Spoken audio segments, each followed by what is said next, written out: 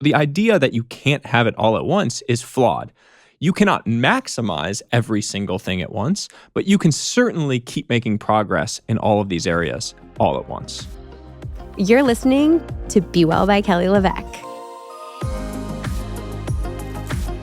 Sahil Bloom is a New York Times bestselling author, entrepreneur, and investor. He is the author of The 5 Types of Wealth, a transformative guide to design your dream life, a book that has inspired readers to rethink how they define and achieve true wealth.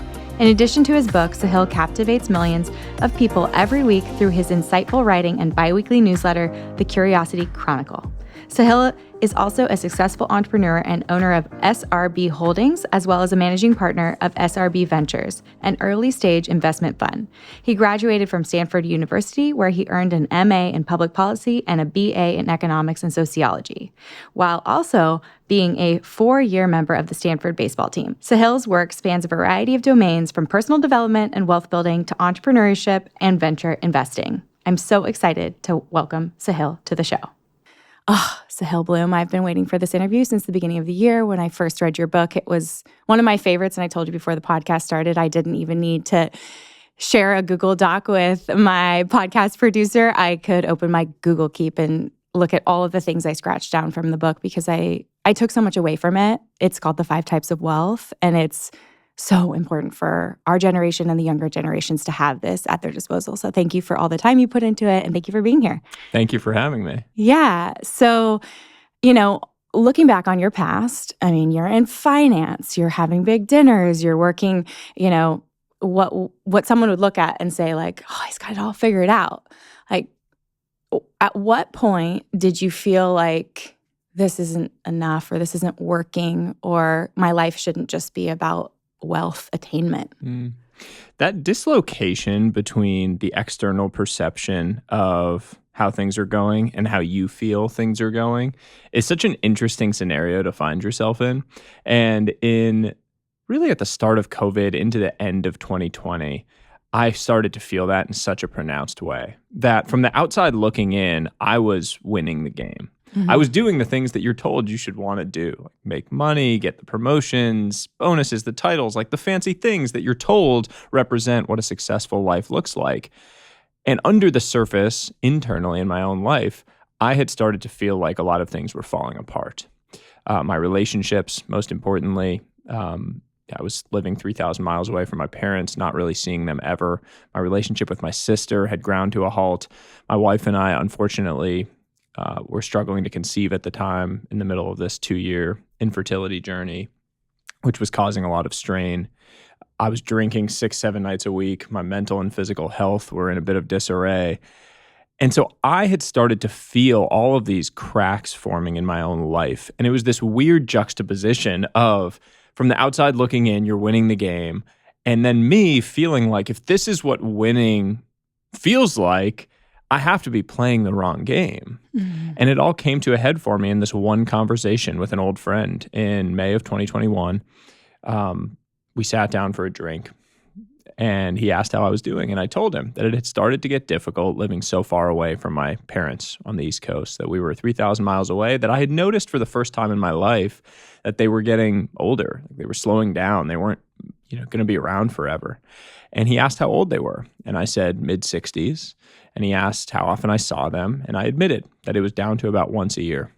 And he just looked at me and said, okay, so you're going to see your parents 15 more times before they die. And that was the moment that changed everything. Because in that moment, I had the gut punch realization that my entire definition of success, of what it meant to build a wealthy life, had been incomplete. That I was focusing on the one thing at the expense of everything else.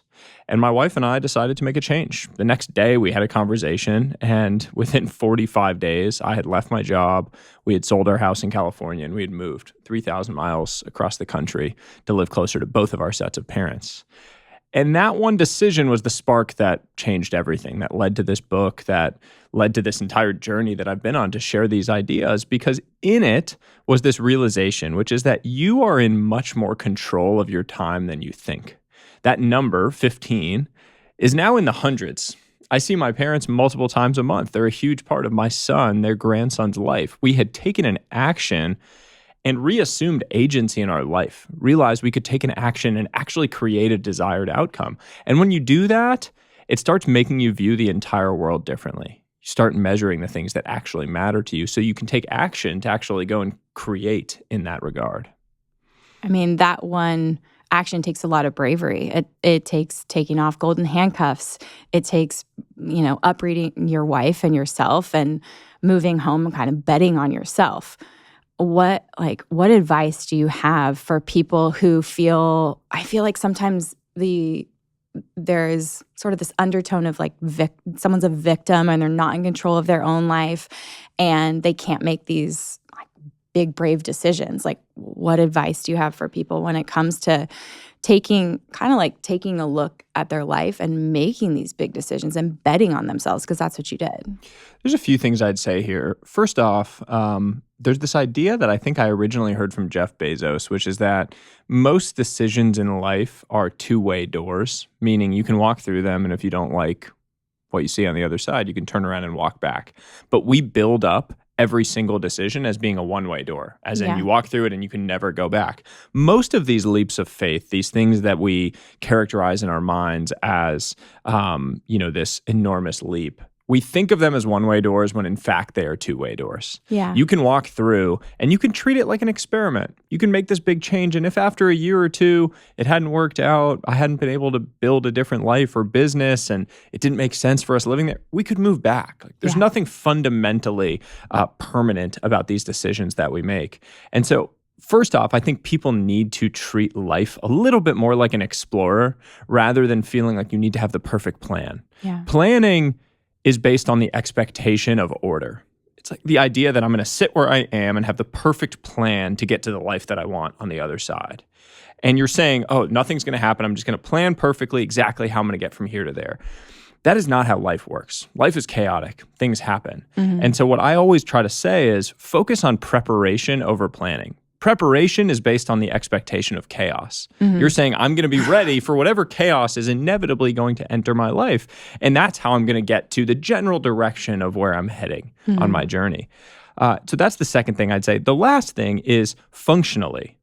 When you are trying to make a leap of faith in life, the reason it feels so scary is because of this asymmetry, in that you have tons of information and evidence about where you currently stand, your ability to live your life, to pay your bills, have your responsibilities met, all of those things where you currently are. And you have none of that about what the other side looks like.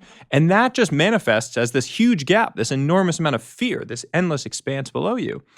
And you can solve that problem by gathering information and creating a little bit of evidence of your ability to live on the other side of that, whatever it looks like. Conversations with people, getting your first customer for the side hustle, whatever those little things are, that closes this gap so that the leap of faith feels more like a step over a little ledge than a huge jump. Yeah, I've said it a million times on this podcast, but I built this career as a side hustle and felt like I was jumping off a curb, not a cliff, because there were so many clients built up on the calendar and times spent writing the blogs and educating on the website that I felt like, and maybe I could have left my career 3 years.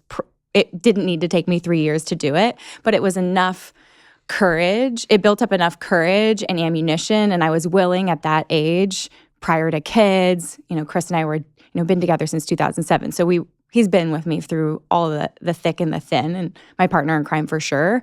But I had so much time. You're a dad of a toddler, and the minute you have a kid, you're like, wait, that is my ultimate priority. How do I give them all of my time? But looking back, I'm like, I had so much time to build my business, to build a side hustle, to hit up a 90-minute yoga class, to walk to Whole Foods with Chris in Brentwood, make a dinner, hang out, spend time with friends, and then immediately fast forward to now, I'm so glad I put that work in and did that side hustle and those extra hours to feel like I could maybe do this. I could make this a thing.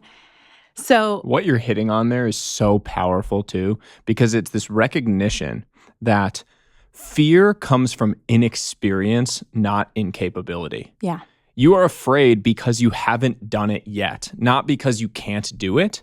So inexperience is the problem to be solved. And inexperience is only solved through having the courage to take action. Yeah. The answer is found in the action. The answers you seek in life are found in the actions that you avoid. So going and taking the action, doing the side hustle, getting the first customer, doing those tiny little things, you solved the inexperience problem. Right. And then you recognized, like, oh, I can actually do this. I have gone and done this. So then when you take the step, it is the step, not the enormous leap. You synthesize that in such a understandable way. And it's exactly how I felt. Even with this podcast, I look back and everything's a two-way door. And that's such a good thing to think about when you're making a leap or betting on yourself and having that bravery, because I taped 5 podcast episodes in my apartment in Brentwood with people that I never posted. And then the first episode I posted was with Andrew Huberman. And he's, a friend of mine, and we met at Mind Body Green conference in 2017, and he came into my apartment, and it's rent-controlled, green granite, stuff that I wish I would have shown back in the day because it's a major glow-up. But I remember thinking, this is such a powerful episode, chock full of science. I have to post it. And my nervous reaction was to giggle and laugh because he's across the end. I'm like, hee hee hee, getting used to doing this. And at a certain point, it was just, there was too much good science there that he became that first episode of this podcast. And you get over if she could just stop laughing and I could tune into this, and you have to just push yourself through the pain and the inexperience to then say, I'm not the best podcaster. There are so many amazing, brilliant minds that can interview better than I can, but I love doing this. I learn from this. I feel like my community learns from people like you. I know they're going to go out and buy the 5 types of wealth and learn how to stack up their life and say, okay, well, how much wealth is enough? And how much time where do I want to put my time? And how do I want to feel physically and mentally? And where's this purpose coming from? My purpose is to help other people live a healthier, better life. And you're part of that piece of the puzzle for me. And I'm so grateful for those little bits of experience. And even the times when I didn't feel confident enough to post those first 5 episodes. Well, I'm grateful that you started posting them and that you did it. I do think that I have a very similar story with this book, which is funny because I had the idea for it in late 2021 after we made this big change. And in 2022, I finally wrote up this 1-pager proposal. And the whole process with writing a book, I was like, I'm going to send it to agents, then I'm going to try to get an agent, and we'll go hopefully pitch a publisher. Yeah. And I sent it to the first agent, who's a very well-respected agent. And she immediately replied and said, I don't really see the merits of this. I don't see the big idea. Rejected it. She's kicking herself in the butt right now. And my initial reaction was, I was like, okay, I guess I'm going to pause this. I guess it's not a good idea. And I did. I paused it. And so I went out to lunch the next week with one of my mentors.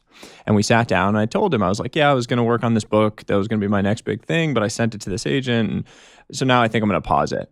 And he just said, he had 2 words of advice that he had heard at an inflection point in his life that he was going to share. And the advice was this: nobody cares. Mm-hmm. And I was kind of perplexed. And I was like, what do you mean? He was like, nobody cares. Whether you win, whether you lose, nobody cares. You are so afraid of the judgment of others in these things that you hold yourself back from doing what you know is correct in those moments. You're not afraid of failure. You're afraid of what other people will think of you if you fail. But no one is really watching you. Everyone is just concerned about themselves, right? We're ego-driven creatures. We just go around the world worried about our own lives and about ourselves. So even if someone's listening to your podcast and is like, oh, that, giggling and laughing, they've moved on 2 seconds later to whatever thing is going on in their life. So post the podcast, write the book, do the thing. And I was so lucky that he said those words to me, because the next day I sent it to a second agent who responded and said, I'm going to be honest with you. And my heart sank. I absolutely love it. And that was the agent I ended up working with. We signed the book deal 3 weeks later. And now 3 years later, the book is actually out in the world and impacting people's lives. But all because of those 2 words: nobody cares. My new amino acid supplements come in flavorless and lemon water, and they're flying off the shelves, and here's why. I have meticulously sourced these vegan fermented essential amino acids from Japan. I am so proud of this being made the Be Well way, with maximum quality and minimum ingredients. My flavorless is simply those vegan fermented essential amino acids from Japan. Our lemon water contains minimal ingredients of only organic lemon powder, organic citric acid, and organic monk fruit. No natural flavors, no artificial flavors, no artificial sweeteners, no emulsifiers, no additives. This is simply that nutrition targeted for your goals. If you want to give my Be Well protein or aminos a try, or restock it if you're already loving it, take advantage of my gift for podcast listeners. Code podcast10 is going to get you $10 off just for being a listener. Write it down and shop with me after you listen. Hey friends, I've got some huge news to share. I'm genuinely so excited about this. AG1 just launched their next-gen formula, and it's honestly a game changer. It's still that easy once-a-day scoop that I've been loving for years, but this next-gen formula is now the most clinically backed greens powder. They went above and beyond the industry standard in testing and have made a great product even better. In clinical trials, it's shown to increase healthy gut bacteria by 10 times. And it fills in common nutrient gaps. The formula is now optimized for absorption and impact with added nutrients that support immune health, gut health, energy, and more. Now clinically backed by the advanced formula, this is the perfect time to try AG1 if you haven't yet. I've been drinking AG1 now for 4 years, and I'm so happy to be partnering with them again. So subscribe today and try the next gen AG1. If you use my link, you also get a free bottle of AG1 D3K2 and an AG1 welcome kit, plus 5 of the upgraded AG1 travel packs with your first order. So make sure to check out drinkag1.com/bewell to get started with AG1's next gen and notice the benefits for yourself. That's drinkag1.com/bewell.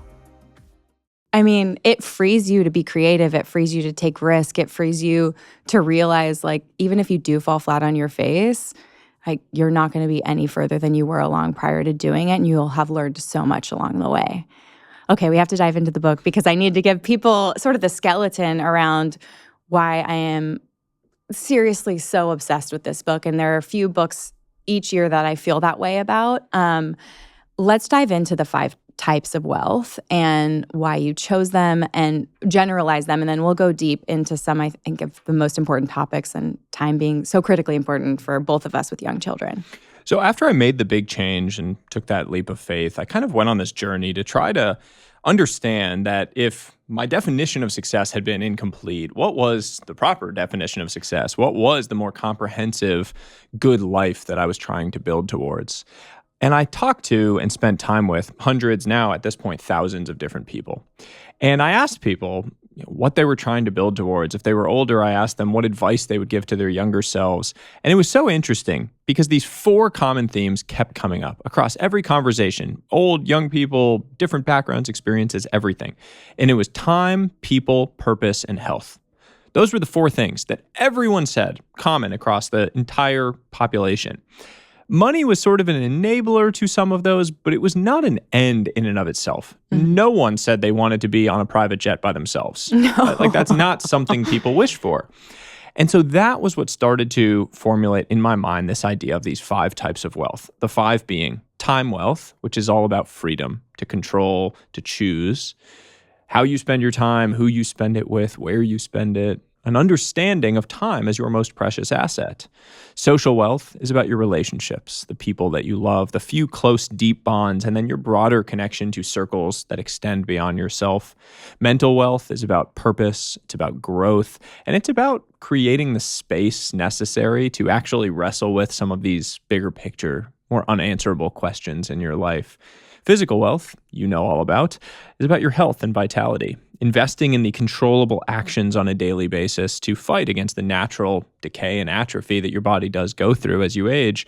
And then financial wealth is the last one, the one we all know about when we think of wealth, but with the very specific nuance of focusing on your definition of enough. What it means to have enough financially, with the recognition that your expectations are your single greatest financial liability. Because if your expectations grow faster than your assets, you will never feel wealthy. Mm-hmm.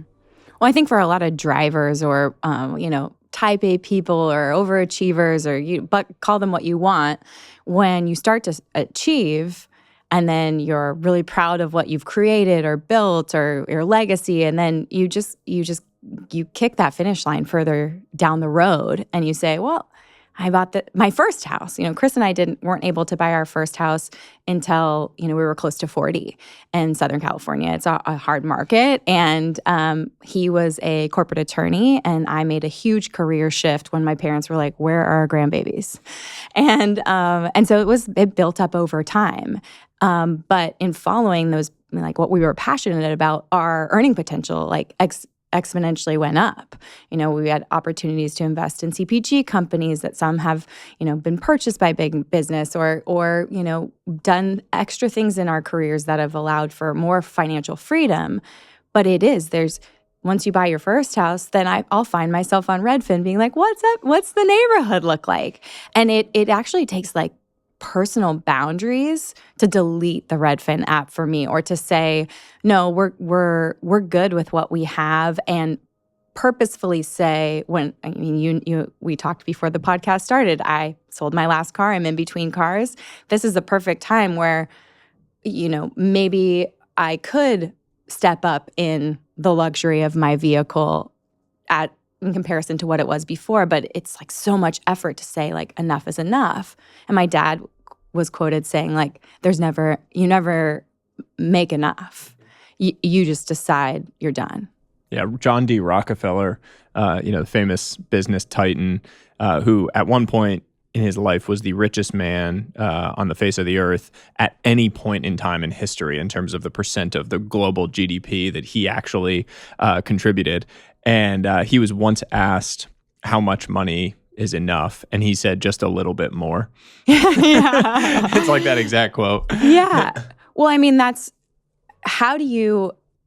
think this is a good segue into like the life raiser and have like how that plays into it. I want to discuss that, but how do you personally keep your finish line at a certain point, or define like what is enough for you and your family? There's this story that I tell in the book that I think really captures this idea of enough well, which is the story of the banker and the fisherman. This investment banker goes down to a Mexican fishing village, and he comes across this boat with a few fish in it. And he asks the fisherman, how long did it take you to catch those fish? The fisherman says, only a little while. The banker says, why didn't you fish for longer? Fisherman says, well, I have everything I need. In the morning, I fish for a little while, then I go home, I have lunch with my wife, then I take a nap, then in the evening, I go into town, drink wine, play music, and laugh with my friends. And the banker's like, you got this all wrong. Here's what you got to do. You got to fish for longer so you can catch more fish. Then you use that money to buy a second boat. Then that boat fishes. You buy a third boat, a fourth boat, a fifth boat, a sixth boat. You move to the big city. You take your company public, and you're going to make millions. And the fisherman says, and then what? And the banker says, and then what? Then you can retire and move to a small fishing town. You can fish for a little while in the morning. Then you can go home, have lunch with your wife, take a nap. And then in the evening, you go into town, play music, drink wine, and laugh with your friends.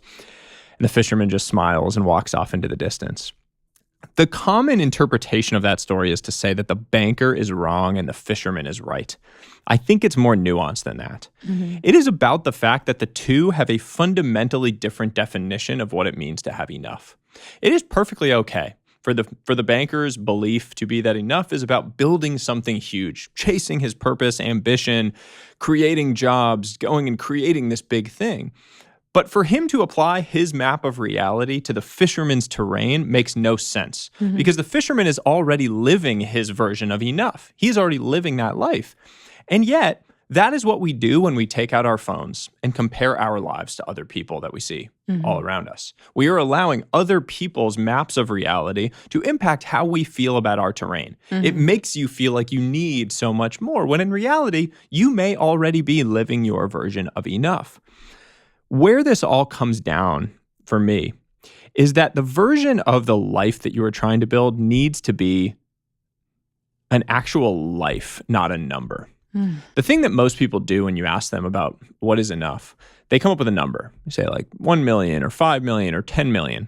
Scientifically, numbers just disappear and reappear on the horizon. We know this. Michael Norton, this Harvard Business School professor, did this study where he asked high net worth people, worth anywhere from 1 million through 100 million plus, how happy are you on a scale of 1 to 10? Then he asked them, how much more money would you need to be at a 10? And across the board, whether people were worth $1 million or 100 million plus, they all said they needed 2 to 3 times as much money. It makes no sense. Like, there should be a number where you just are happy, right? But that's not how humans work. Numbers disappear and go to 2 to 3x. But the life that you are trying to build, where do you live? What are you thinking about? What are you working on? Who are you with? Who are you surrounded by? That does not disappear and reappear as easily. My version of that is I feel wealthiest when I'm able to take my son in the pool at 1 p.m. on a Tuesday. That is my wealthy life. That is what enough means to me. So when I look at other opportunities, things that come my way, shiny objects, I need to recognize that it has to be very exciting if it's going to be something that's going to pull me away from the ability to live that life. Because I already have that. I can do that right now. So like an extra $10 million, it's actually not going to change that. And if it's going to make me travel 100 nights out of the year, it's an absolute no for me because it does not contribute to me living my version of what a wealthy life looks like. But having a clear picture of what that enough life looks like, it doesn't have to be Spartan. It doesn't have to be bare. It can be amazing and brilliant and beautiful. But knowing what the life is that you are actually trying to build towards is essential. Let's be honest, most children's vitamins out there are basically candy in disguise, loaded with sugar, harmful chemicals, and gummy additives that our kids just don't need. So that's why I'm excited for you to discover Hiya. Hiya's super-powered chewable vitamins are made with zero sugar, no gummy junk, yet they taste amazing, perfect for even the pickiest eaters. Formulated with the help of pediatricians, Hiya combines 12 organic fruits and veggies with 15 essential vitamins and minerals, including vitamin D, B12, zinc, and folate to support everything from immune health to brain function, energy, and strong bones. And let me tell you, my kids love them. They had so much fun decorating their personalized Hiya bottle with their stickers that came with their first order. Plus, I love that Hiya is non-GMO, vegan, allergy-free, and rigorously tested to ensure it's safe and nutritious. And here's the game changer. Hiya now offers Kids Daily Greens Plus Superfoods, a chocolate-flavored greens powder packed with 55 plus whole food ingredients to support brain power, development, and digestion. Just scoop, shake, and sip. It's a delicious way to sneak in those greens. We've worked out a special deal with Hiya for their best-selling children's vitamin. Receive 50% off your first order. To claim this deal, you must go to hiyahealth.com/Kelly. This deal is not available on their regular website, so go to hiyahealth.com/KELLY to get your kids the full body nourishment they need to grow into healthy adults. What if you could delay the onset of age-related skin changes by targeting aging itself? That's exactly what OneSkin set out to do. The all-woman founding team at OneSkin, made up of PhDs in skin regeneration, stem cell biology, immunology, and bioinformatics, spent years researching how to slow down skin aging at its core. After testing over 900 peptides, they developed the OS01, the first peptide scientifically proven to interrupt cellular senescence, a key process that accelerates aging. In both lab and clinical studies, the OS01 was shown to penetrate deeper layers of skin, improving collagen production, hydration, and overall skin barrier function. Since I started using it, I've noticed a huge difference. My skin feels smoother, more hydrated, and that youthful glow is back. It's the perfect solution for busy moms like me who want to maintain their skin's health and appearance without spending too much time on it. By addressing the root cause of aging, rather than just treating the visible signs, OneSkin helps your skin stay younger and healthier for longer. Want to see for yourself? Use the code BEWELL for 15% off your first order at oneskin.co/BeWell. That's oneskin.co/BeWell at checkout for 15% off your first order. That life raiser of being, or that definition of success of being able to go in the pool with your son in the middle of a work day. And I think, now in today's day and age, work day needs to be like just scratched off out of the dictionary, because the reality is we're so much more fluid. And it resonated so deeply with me, especially as an entrepreneur with 3 little boys and building my business and being the breadwinner and the only income in my family at this point. It is like, I want that flexibility and time wealth more than anything in the whole world. And the life raiser and understanding what your success is the way to do that, because you have to actively be saying no all the time with the strongest boundaries ever, because it's easy for someone to pull you out of that pool with your son Roman and say, hey, I've got this amazing speaking opportunity for you. This book is such a success. Here's a $50,000 check. Do you go? Do you not go? How do you continually say no actively and protect your calendar and understand what's feeling good and not feeling good about your day-to-day life? I think you need to understand what your absolute yeses are in life in order to say no. Yes. So, what that means is, what am I absolutely saying yes to in my life right now? The main things for me, writing, I get a ton of energy from. I'm always saying yes to writing. New writing opportunities, creative opportunities, I absolutely love. Creating an impact around the writing, around the content, that's a yes in my professional life. My family, my wife and my son are an absolute yes. What that does, once I know my absolute yeses, is anytime a new opportunity comes around, I can ask myself the question, what would I be saying no to by saying yes to this new opportunity? Well, it would be these great things. I would be saying no to time with family. Any new opportunity that comes along that's going to ask me to travel, go do all sorts of things. I'm probably going to be saying no to time in the pool with my son this summer. Like, this summer is going to be an incredible experience and time. I'm not going to be on the book tour as much. I'm going to be around. So if someone wants me to go travel somewhere for a week, for 3 or 4 days to go do something, and they're going to pay me a bunch of money, I have to ask myself, is that new opportunity exciting enough? Is it going to fulfill my purpose? Is it going to do all sorts of things that are going to make it seem valuable enough to say no to time in the pool with my son? So by having a clear picture of what you are going to be saying no to, by saying yes to the new thing, you can establish and actually enforce those boundaries much more effectively. Yeah, you said something that piqued my interest about creating energy. You said that writing creates energy. How can someone start to look at their daily life and build a life that is energy producing and that they feel good about because they are protecting these buckets, whether it be their writing and their family? Like, for me, it's definitely my family, and I'm also writing right now, and it's like those minimalistic tasks of saying these are the most important things to me. Like, how can someone start to assess what is draining of them and what is creating energy? And it's so important. You referenced it earlier when you were talking about your life started to improve, your income potential, all of these things started happening when you started leaning into things that were creating energy in your life, your purpose creating work. What I have always found is that outcomes follow energy. Yeah. When you are leaning into things that create energy, that applies to people as well. When you're leaning into energy creating relationships, the best things happen. When you're leaning into energy draining things, nothing good really comes from that. The first step is creating awareness, as you said, of what actually creates energy in your life, both activities and people. The way that I would do that tactically is an exercise that I walk through in the book that I call my energy calendar. So at the end of the day on a Monday, look at your calendar and color code activities according to whether they created energy, meaning you felt lifted up by them. You felt like an interest, a pull, a natural inclination towards them. Mark them green. If they were neutral, mark them yellow. And if you felt physically drained by the activity during or after, mark it red. If you do that for a week, you will have a very clear visual picture of a trend. The types of activities that create energy versus drain energy in your life. That is your starting point that you can then work from. It's like a canvas that you can then, over a period of time, try to make adjustments to things, to lean into the green and lean away from the red. And leaning away from the red may mean delegating things more. It may mean just full sail removing things from your calendar if you're able to, or adjusting things slightly so that the red becomes yellow or even green. You're never going to fully eliminate energy draining things from your life. That's not reality. But you can seek to improve the ratio of green to red, which will improve how you feel and it will improve the outcomes because outcomes do follow your energy.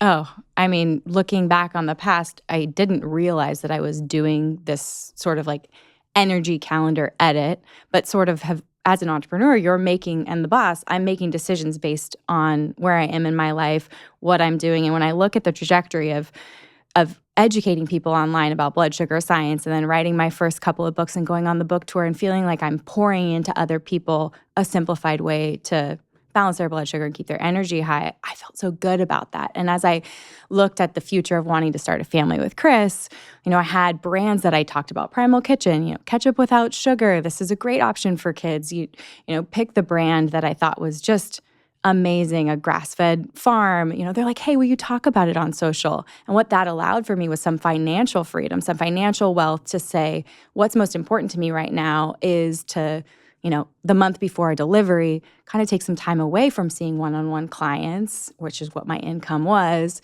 talk about a brand, do some social media deals, and allow for myself to have a good maternity leave. Because at that point in time, that felt good.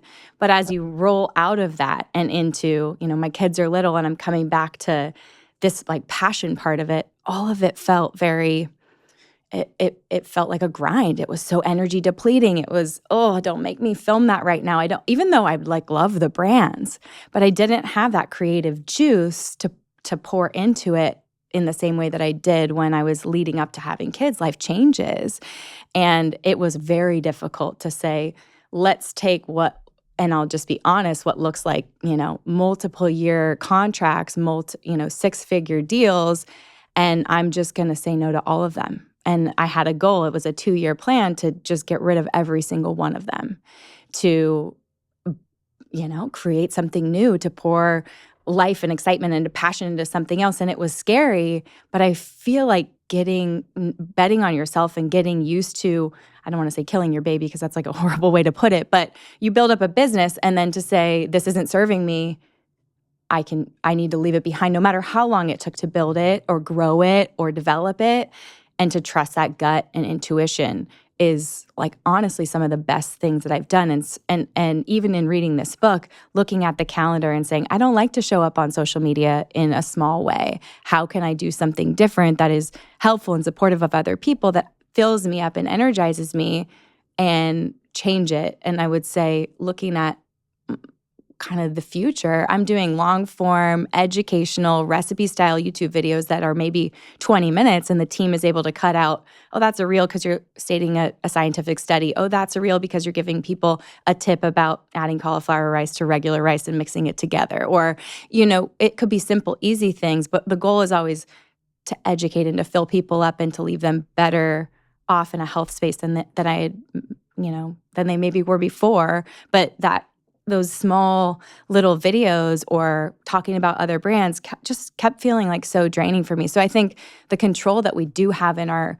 life to get creative and find new ways to do things, we don't always have to be like stuck in those golden handcuffs, or, be willing to kind of pull back the reins and I don't want to say coupon clip because we don't really use coupons anymore, or maybe use codes online, but to pull back to then expand is a period of time that I think is so critically important. If you're not looking at your calendar, how are you changing your life? It's also this recognition, what you're referencing, of this idea that your life has seasons, and what you are energized by, what you're focusing on during any one season will change. And your responsibility is to tune in enough to yourself and to your own energy that you can see that the way you did, so that you can make adjustments to your life accordingly. And the energy calendar, that sort of audit process, really helps. The other thing that helps is to just create a cadence for checking in with yourself, to even ask these questions. Yeah. When you think about your own life, we are in this constant loop of stimulus and response. Mm-hmm. Like, all this stuff coming in. You wake up in the morning, you immediately check your phone, email, social media, text messages, urgent requests from people, all sorts of things. And you're told that everything is urgent. You have to reply to everything right away. So you're right into response. There's no space for actually thinking. Mm-hmm. Viktor Frankl, famous Holocaust survivor, psychologist, said that our power as humans is in the space between stimulus and response, because that is where you actually get to choose your response. Your power exists in that space. We need to create a system in our own life where, at least on a monthly basis, you have a little bit of space to actually ask these questions so that you can course correct if you need to. I think it's called the 1 in 60 rule, is this idea that for a plane, for every 1 degree error in heading, a plane will miss its destination by a mile for every 60 miles flown. So the idea is that tiny variations in your course, tiny misses in your course, are going to be amplified by distance and time. That is the same for your life. If you are a tiny bit off course today and you play that out 2-3 years, you're going to massively miss what you were trying to head towards. So you need to create a ritual for actually checking in to identify that when your energy is misaligned, when things aren't feeling the way they should feel, when they're not feeling easy to go and do that stuff. you need to make adjustments in real time so that you can get yourself back on track so that you're heading in the right direction. Well, you're in a season right now where you're on a book tour and your priority is Elizabeth and Roman, your wife and your son, being in the pool. But as you said, things are seasonal. So you're in a crunch period where you're looking forward to summer, but I'm sure you're so excited about this book tour and getting it out there. How do you check in with yourself on the 5 types of wealth and kind of making sure that your plane is charting the right course? I'm a big believer in this idea of dimmer switches Okay. in life. So the traditional wisdom is always that these different areas of your life exist on these on-off switches. You're like, okay, well, I'm going to be focused on financial wealth building right now. So that switch gets flipped on and you say, too bad health, too bad family and friends. These other things just get flipped off. The reason that's so dangerous is because for a lot of these areas of your life, if you leave them switched off for too long, you cannot switch them back on, or they become very difficult to. Ask anyone who did not invest in their health in their 20s, 30s, 40s, and 50s how hard it is to get healthy in your 60s and 70s. Yeah. It is so damn hard to do that. It's the same for your relationships. It's the same for your mental health, all of these areas of your life.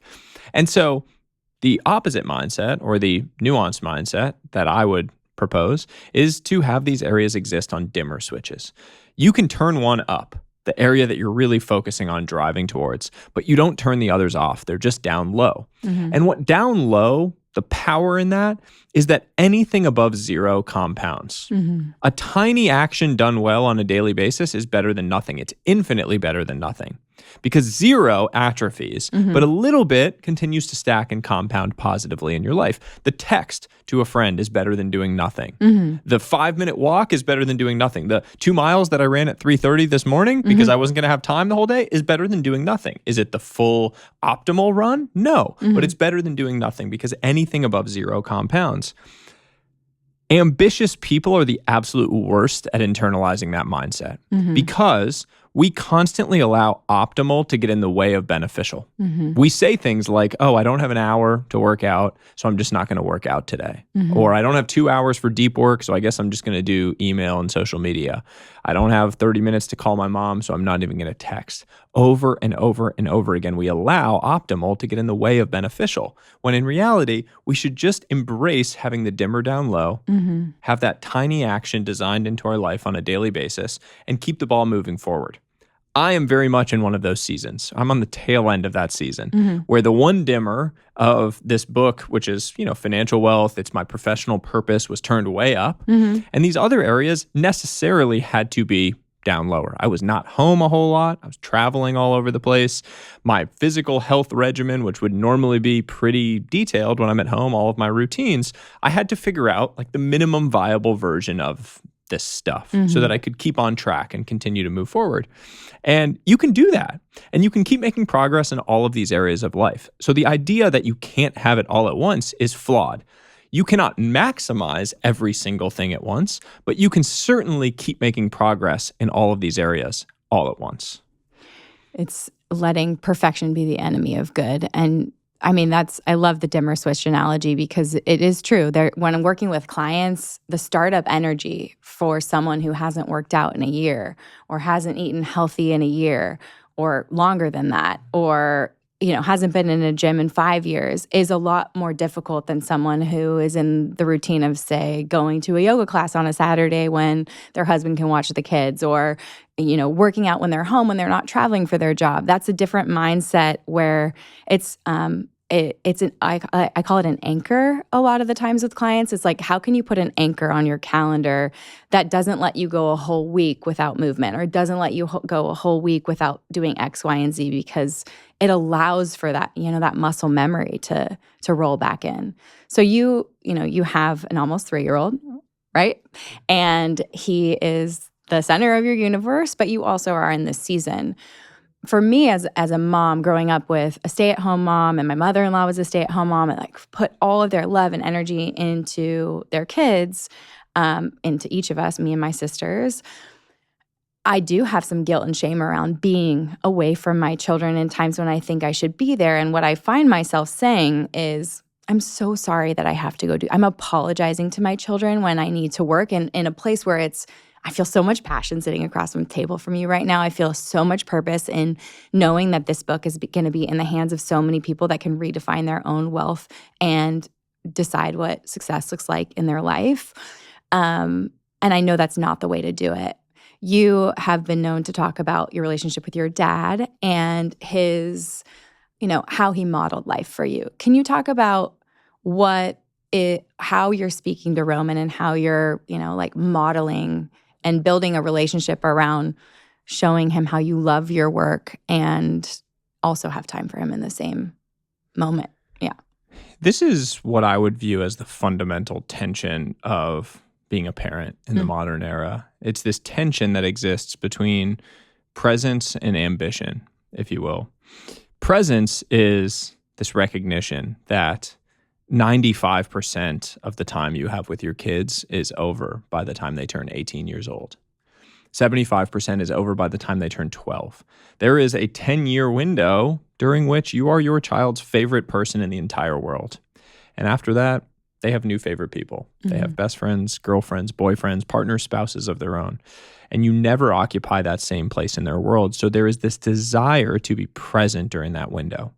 But it also coincides with the period of time in your life when you are just starting to see the incredible compounding of all of the efforts that you put in over the prior 10, 15, 20 years. And that ambition and that desire and that responsibility to your family in a lot of cases to take care of them, to provide, those two things start to feel like they're in conflict. That's when we talk about work-life balance. We say like, oh, it's work-life balance across these two things. That whole idea of work-life balance is fundamentally flawed because it places the two in this tension. It says that they are opposing forces pulling against each other. My perspective is that we should strive for work-life harmony. We should strive to create an environment with our children, with our partners, where we are all on the same mission. This work that I am doing is part of the mission of the life we are all trying to build together. So you are a part of that just as much as I am. My wife, after I found out that the book had hit the bestseller list, said she was proud of me. And I said, I'm proud of us. And I really mean that because it is part of a mission that we are all on together. The book would not have happened in any way without her involvement, without the push, without the guidance, without the wisdom, without her reading parts of it along the way. All of these things we are on together. So when it comes to the relationship with your kids, they have to understand that. They have to understand the why behind what you are doing. When you are working hard on something, your kids need to understand why. Yeah. Because them understanding that working hard on things that you care about is an important rule for life, an important principle, that is arguably one of the most important things that you can teach your children. And you cannot teach it to them by just sitting down and explaining it. They need to hear it, and then they need to see it. So when you are traveling, when you have to drive up here to sit down with someone and have a conversation, for your kids to understand why you're excited about it, to feel like they're a part of that is essential. Because otherwise, kids fill the void with the worst version. They fill the void with like, oh, mom or dad just isn't around. They love their work more. Exactly. When the reality is that you are a part of that with me.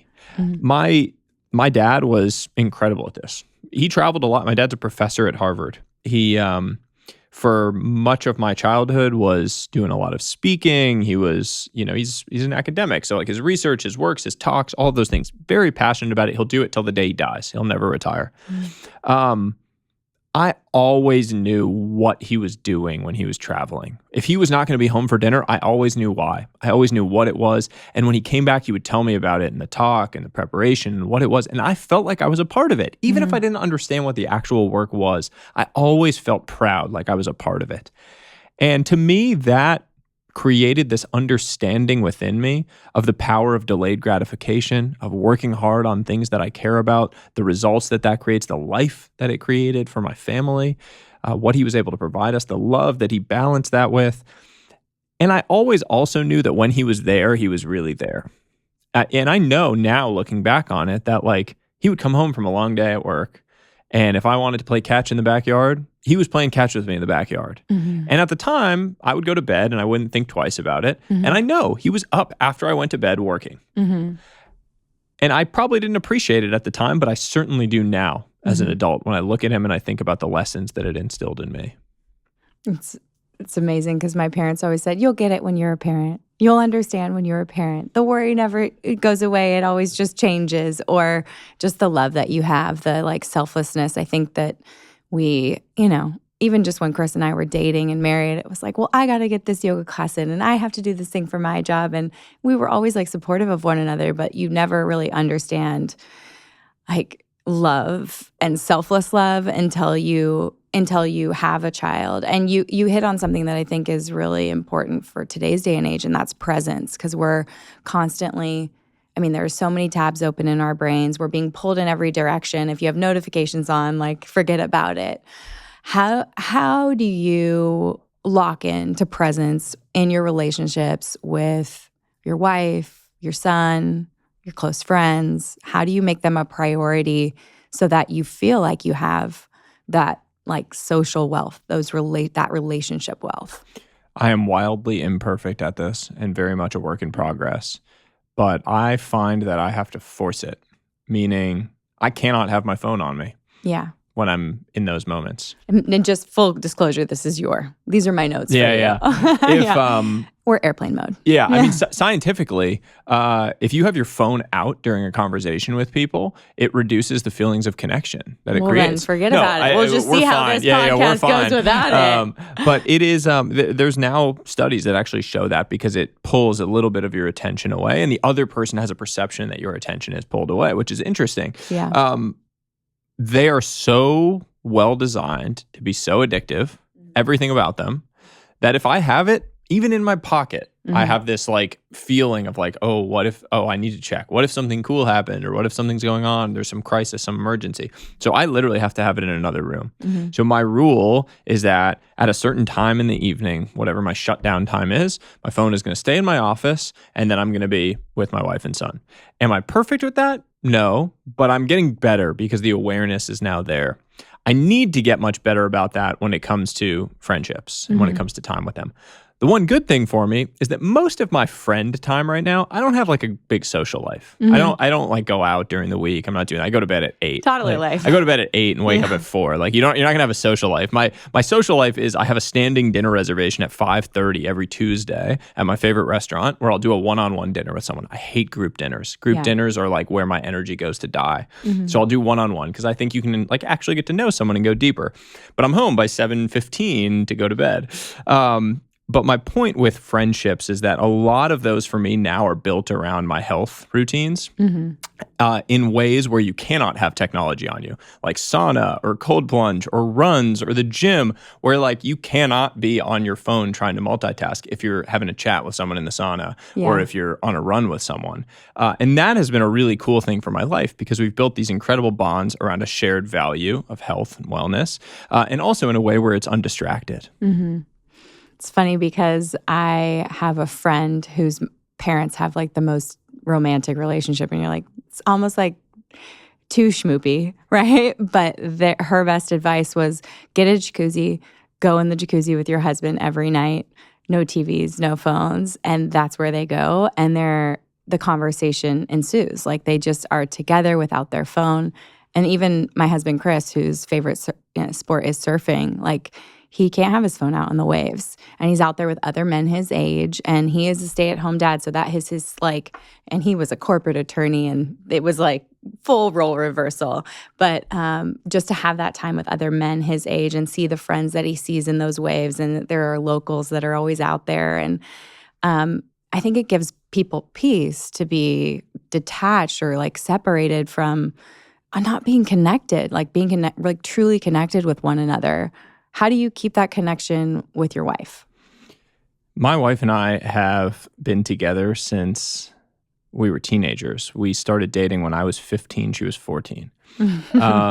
And we've been together the entire way through. So the number of seasons and changes in our personalities and who we were, our interests, our love, that we have seen each other through is just, it's remarkable to think back on. And there has been a strength of a bond that has formed around that because our love grew through all of these different changes and seasons of life. My wife and I are big on sort of silent acts of service, I would say. I think for both of us, it is these like tiny things, these tiny appreciations of the other person that are a big show of love in our household. So it's like these seemingly silly things, like, taking the trash out without being asked, or like filling the soap dispenser, like these things that seem so silly. But whenever we do them for one another, there is this like, we vocalize appreciation around it. And when our son was born, I read this survey that said that 80% of married couples said that their relationship got worse in the year after their first child was born. And I sat down and I thought about that. And what I thought about was, okay, how do we be in the 20%? And I like to invert problems, like this idea of like flip it on its head. So I was like, how would I make sure we were in the 80%? Like what could I do to guarantee that we actually felt like our relationship got worse? And the number one thing I came to was not vocalize appreciation for the other person. If I stop vocalizing appreciation for her in this year of all this change and this chaos, we're not sleeping enough, all of these things, I guarantee our relationship will get worse. Yeah. So what am I going to do about that? I'm going to make sure that every single day I vocalize appreciation, because lack of appreciation is where a relationship goes to die. So every day, both of us make an effort to say something that we appreciate about the other person. It could be the tiny thing like the soap dispenser, or it could be something big. But that has been an incredible relationship ritual for us that has really stood the test of time. I also just have this recognition. This is from my mom before we got married. My mom asked before we got married how I knew Elizabeth, my wife, was the one. And I told her that it was because I love doing nothing with her. And my mom was a little confused. She was like, "What do you mean?" I was like, well, I had this recognition by that point in our life that we want to assume that life is all about the glamorous moments, these big moments, the honeymoons, the filtered images, the fancy date nights, when the reality is that most of life is just sitting on the couch doing nothing. It is just the seemingly innocuous, simple, little moments. So when you find someone that you love doing nothing with, you've really found your person. That is your one. And we had this moment a few weeks ago. We were lying in bed. My son had fallen asleep on time, which is rare right now. And my wife just turned to me and said, "I love our little life." And I was reflecting on it later, and I wrote about it because there was something so powerful about that little statement. So much of what you are told is that you should be chasing these big things, whether it's these grand ambitions, more money, more status, more things, all this stuff, vacations, fancy stuff. But the real beauty of life is found in the little. It's in those little things. And so when she said that, she vocalized this understanding that I feel we both have, this alignment that we both have around a gratitude for the present that is almost impossible to put your finger on, but is just so incredibly powerful when you feel it. I feel the awe that you must have felt when she said that, just like knowing too, when you put all this energy into the big things like writing your book, going on this book tour, the reality is exactly what you say. It's the park dates with your son, it's going to the grocery store, it's being in your kitchen making meals, changing diapers, cleaning up. Like, I'm sure you'll sign him up for some little like soccer shots or something like that. Yeah. But it's the energy. If you're left with nothing and trying to attain everything and left with nothing, you don't even give the energy back into those little moments. And what I think I've noticed, even just with a loud, crazy house of 3 little boys, is that how I show up to even just make dinner, joke around, throw a ball around, play, the transitions of like loading up for the car for school, like all of that is leaving these like forever impressions on them. Did mom and dad feel really stressed out about getting us in our clothes and putting our backpacks in the car and having breakfast? Or did it feel like there was so much gratitude around those moments? You really have so much power in that. I had a moment recently with my son. I was in my office working on something kind of important for the book launch, and I was really focused. And my son came barging into the office doing 2.5-year-old stuff. He was jumping around, terrorizing the place, throwing things on the ground, wanted to play. And I started having this very negative train of thought, like, this is so annoying. Why is he doing this? Doesn't he know I'm trying to focus? He should get out of here, all of these things. And I looked on my desk and I have this picture of me holding him when he was born. And I snapped myself back to 4 years ago when my wife and I were in the middle of this 2-year struggle with infertility. And I had prayed every single night that we would one day have a healthy child. Mm-hmm. And there I was in this moment complaining about the exact thing that I had prayed for. Mm-hmm. And it was a reminder to me of that fact that sometimes in life, the things we pray for become the things that we complain about if we let them. Over and over again, you find it in your own life. The house that you prayed for becomes the house that you complain is too small. The car that you dreamed of becomes the car that you want to trade in. The engagement ring that you lusted after becomes the one that you can't wait to upgrade. Over and over and over again, the things that your younger self prayed for become the things that your present self complains about. Sometimes you are literally living out your prayers, but we need to have the awareness to catch ourselves in those moments, to bring ourselves back to the present and have gratitude, to recognize that every single thing you do today is something that your 90-year-old self will wish they could go back and do. Mm-hmm. The good old days are literally happening right now. It's what you're going to go back and do, not what you're going to go back and have.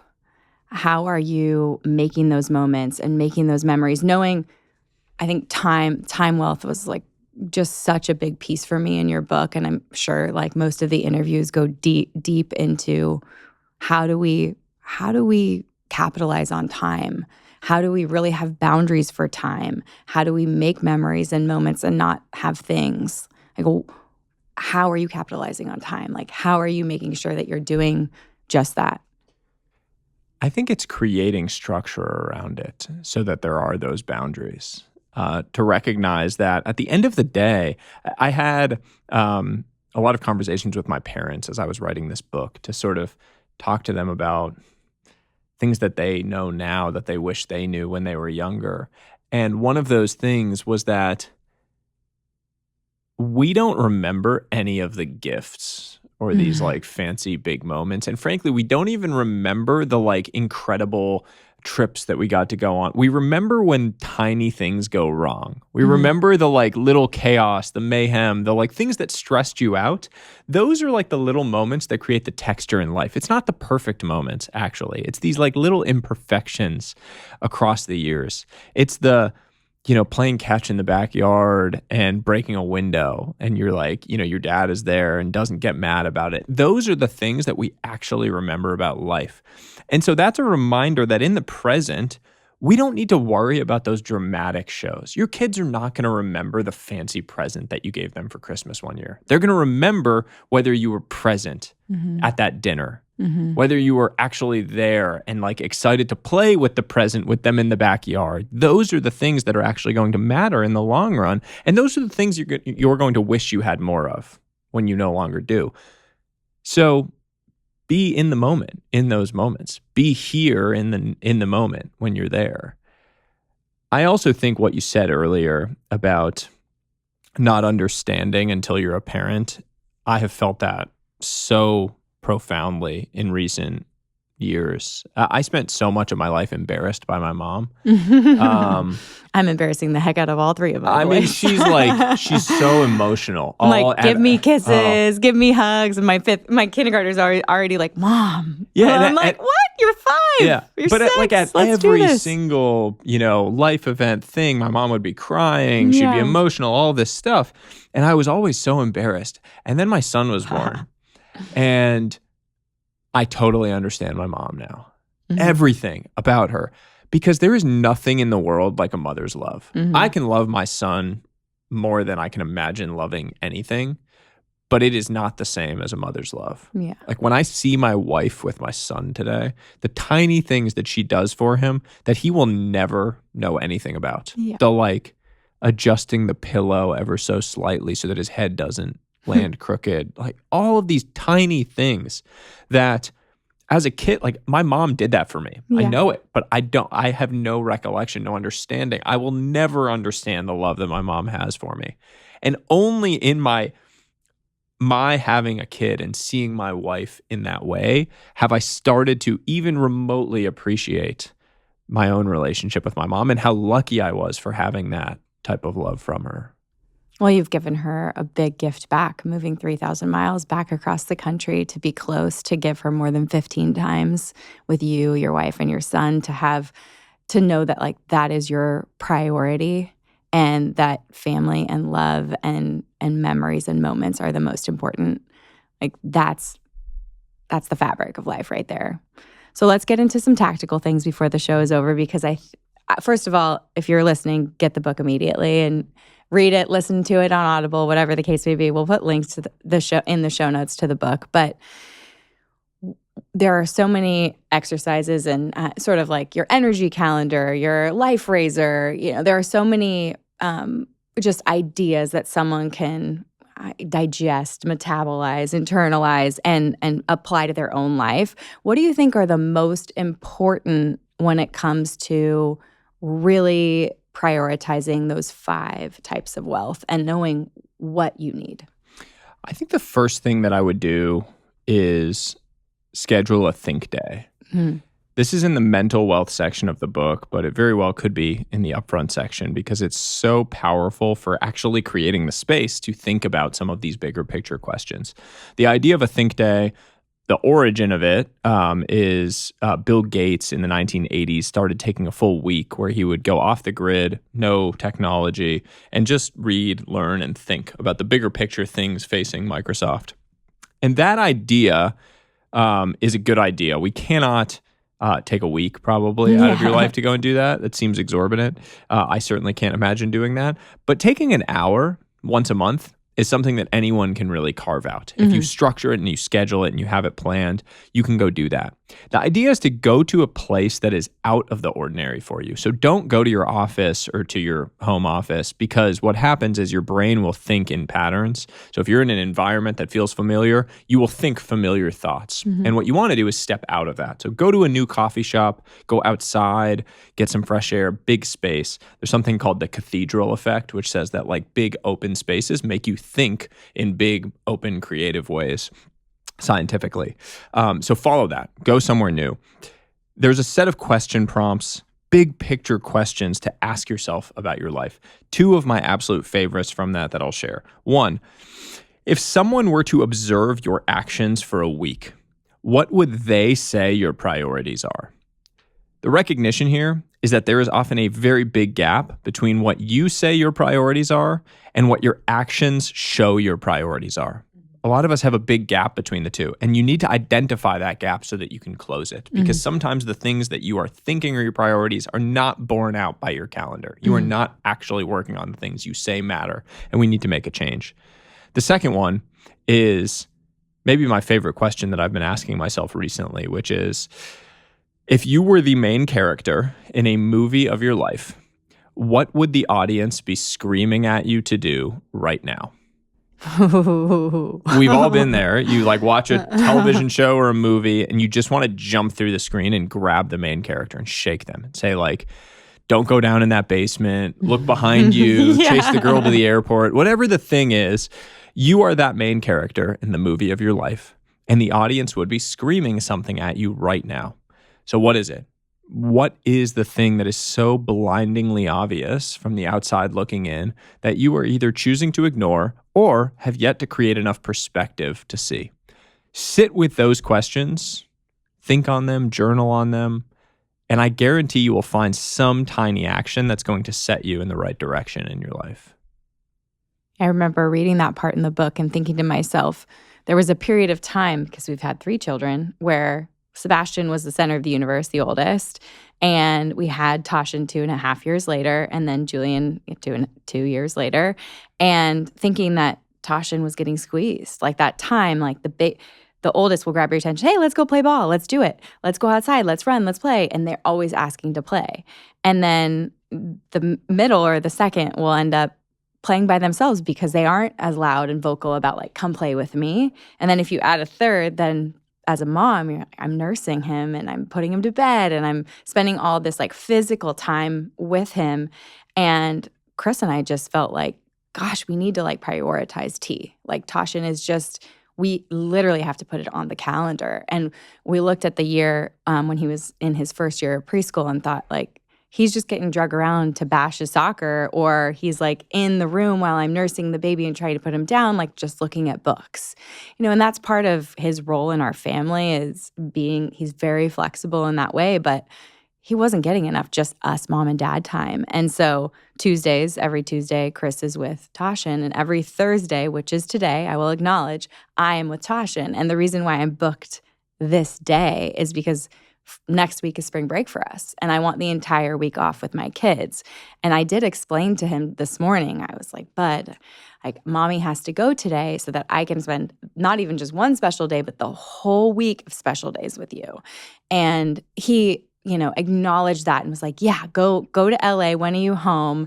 But it is true because so much of like the guilt in parenting and being away is looking at your calendar, knowing you're not in alignment with where you want to be and not really having a plan to get there. And so it took my team a little bit of time being like, okay, so you're just like off the grid on Thursdays? I'm like, off the grid on Thursdays. But sometimes it takes that saying it out loud, saying it to your partner, saying it to your team, and just literally blocking your calendar, or it doesn't happen. But I feel so much better about closing in on this year. Like we're, in April, and then it's May, and then it's summer. I feel so much better about the time. And some of the days we did nothing. Like, he learned how to ride a bike, that was really fun. It'd be like going to the park, mostly playing in the kitchen.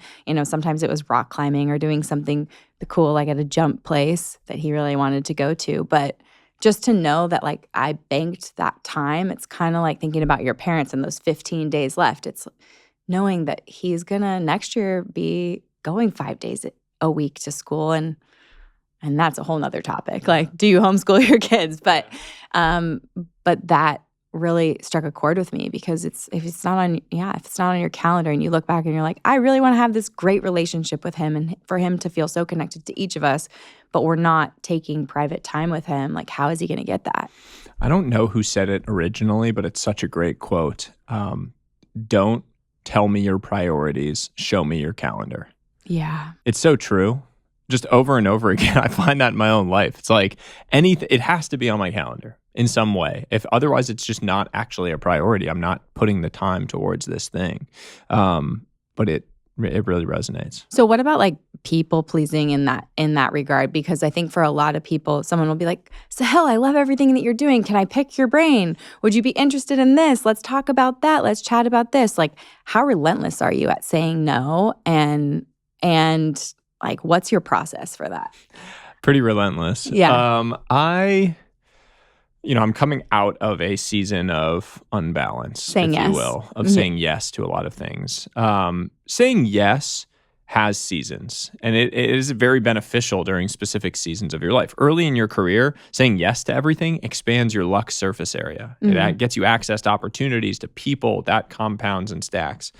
You kind of say yes to things, and then you need to start saying no so that you can focus on the things that have the highest leverage.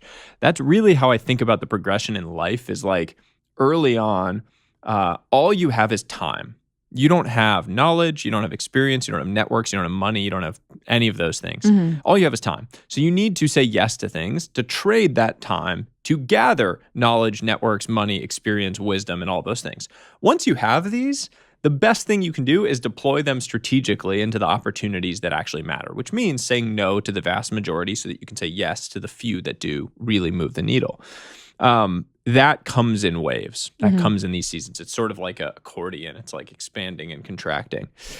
I try to, and I do this at our business level, I make sure that the whole team knows what they are, set out sort of like rules of engagement. Like, what am I saying yes to and what am I saying no to right now, both for travel things and for at home, so that it's very clear to everyone on the team what I'm saying yes to and what I'm saying no to. My hard rule on the reaching out, pick your brain type stuff is I don't do any phone calls or Zooms. It's just a hard no. I don't do that. Mm-hmm. I will meet anyone in person if they want to come and go for a run with me. Mm-hmm. Slow run. It's not like I'm trying to like sprint and try See to you run, but like later. you can come on an easy run with me. If you want to drive out to the suburbs, I'll tell you exactly where I'm going to be. You can come and do a run with me. Or if you're going to be through New York City and it happens to be on a day when I'm there, I'll meet you in person for coffee. Phone calls and Zoom meetings are where my energy goes to die. Absolutely hate it.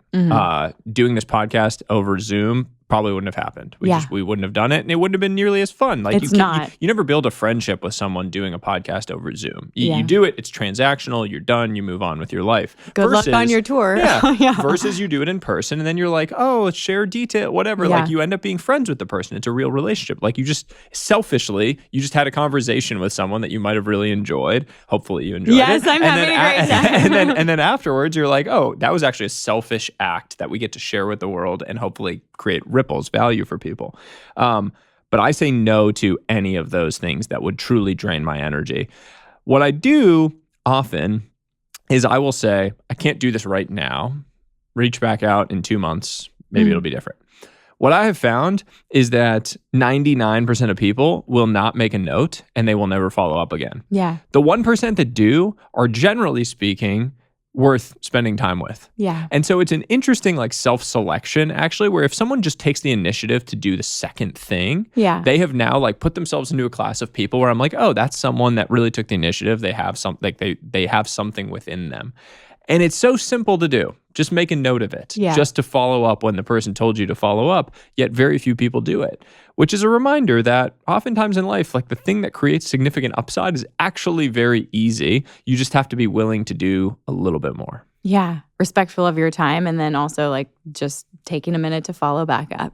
So these are the things you're saying no to.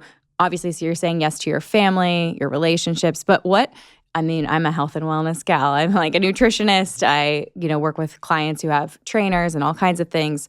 When it comes to physical health, what are your daily non-negotiables? I mean, you mentioned cold plunge, you mentioned sauna, you mentioned running. Like, how has that changed your life coming from a place of drinking every night and not having a wellness routine? Enormously. I'm a huge believer that physical wealth is a catalyst for every other area of your life. The biggest reason for that, it goes back to the agency point. Physical wealth is the fastest way to reassume agency over your life. When people that feel lost come to me and ask for advice, the first thing I say is for 30 straight days, wake up at 5 a.m. and go work out. They're like, well, that doesn't have anything to do. I need to make money. Like, you don't understand. In 30 days, you will feel like a completely different human being. You will look in the mirror and you will recognize that you are the type of person that can take an action and create a desired outcome. You will look and feel completely different, and that will have ripple effects into every other area of life. So physical wealth was the first place I turned to reassume my agency in that whole change. I had played baseball in college. I had a background in training. I had just gone awry along the journey. Drinking, not waking up early, not eating as healthy. So I turned to all of that. And now when I'm at home versus traveling, it's a little bit different. But when I'm at home, I cold plunge every morning at 4. I do my run and lift pretty much every single day, which I take very seriously. I, ran my first couple marathons the last 2 years, do all my training to try to not look like a marathon runner. And then my diet, I don't drink really at all anymore. I probably have 1 drink a month, only when it's like really a special occasion with a friend, like something where I feel like it's enhancing social connection. And food-wise, I would say I'm like carnivore adjacent. I still eat fruits, not a ton of veggies, but I still eat fruit. And steak and eggs is like my favorite meal in the world. That would be my death row meal. And then in the evening, I sauna religiously when I'm at home. The sauna has been my single highest ROI purchase for my mental and physical health in my life. And I say mental health because being able to be in there without technology and just read or decompress in the evenings before bed has improved my sleep quality. It's improved my mental health going to bed. I mean, it is incredible. And then when I travel, what I try to do is basically say like, okay, if that's my perfect routine, what's the distilled version of that I can still maintain and do when I'm on the road? I probably can't cold plunge, but I could take a cold shower for a couple minutes. I probably can't sauna, but I could take a warm shower in the evenings. The workouts and the food, I can actually stick to that pretty Yeah. much when I travel. And I make sure to get ahead of it. So like if I have to book a hotel that has a good hotel gym or one like here that's near an equinox so that I can make sure I still get my workouts in. With food, the good thing about carnivore adjacent eating is you can So pretty simple. much do that anywhere. You can always get a steak or eggs. Like you can get these foods anywhere. Within reason, as long as you are willing to like spend a little bit more when you travel for good quality ingredients at these places. Yeah. I also am pretty good about like, I'll order like groceries on Uber Eats to a hotel so that I have whatever, like the snacks and things. I'll travel with like, yeah. I mean, no, I travel with those. I don't have any affiliation with this company, but I travel with Paul Saladino, the Lineage Provisions grass-fed beef, like shredded beef. Yeah. I just travel with packs of those. It's 60 grams of protein in one of those bags. So even if I miss a meal during the day, just eat an entire bag of that and like got a whole bunch of protein. So there's things that I do now where it's like, I've traveled so much that I've gotten pretty dialed in on I don't fall out of my routines when I travel. It used to be that traveling was what would derail me. I'd end up drinking, I wouldn't eat healthy, I wouldn't move. But now I can control the controllables, take care of the basics, and then I don't feel like I'm having these wild swings. Yeah. Well, definitely you're getting like a high dose of complete amino acids, regulating all those hunger hormones and being able to really focus on your work at hand when you're traveling, which is really cool. Yeah, I also just feel great. I like if I go back and look at pictures of me, you can put it in the show notes, like pictures of me from before these changes. My skin was bad. I was, 200 pounds. Like I was just unhealthy in a lot of ways, inside and out. Yeah. And the physical wealth domain really was what sparked all of the changes in these other areas. Yeah. I feel like all of my best ideas either happened at the gym, on a yoga mat, in a sauna, when I was away from my phone, even meditating. Like I wouldn't say that I'm a like seasoned meditator, but taking that quiet time. I mean, like that's where I had pings for courses, products, third book idea, like all of it, like Tashin time, like scheduling, blocking time, taking a month off in the summer. Like that stuff doesn't come to you when you're answering emails and not taking time for yourself or not taking care of your physical body. I also think like blood flow wise, just having that, whether you're pumping iron or going for a run, when you feel that adrenaline and blood flow, the synapses just start to go. Yeah. Working out is for mental health just as much as physical. Absolutely. Oh, Sahil, I could talk to you for hours, and you have a busy, busy schedule with lots of other interviews and things to do. But thank you so much for your time, for writing this book, and for sitting across the table. I'm excited for everyone. I know they can probably feel your energy through their car speakers or their headphones, but it's palpable. So thanks for all you do.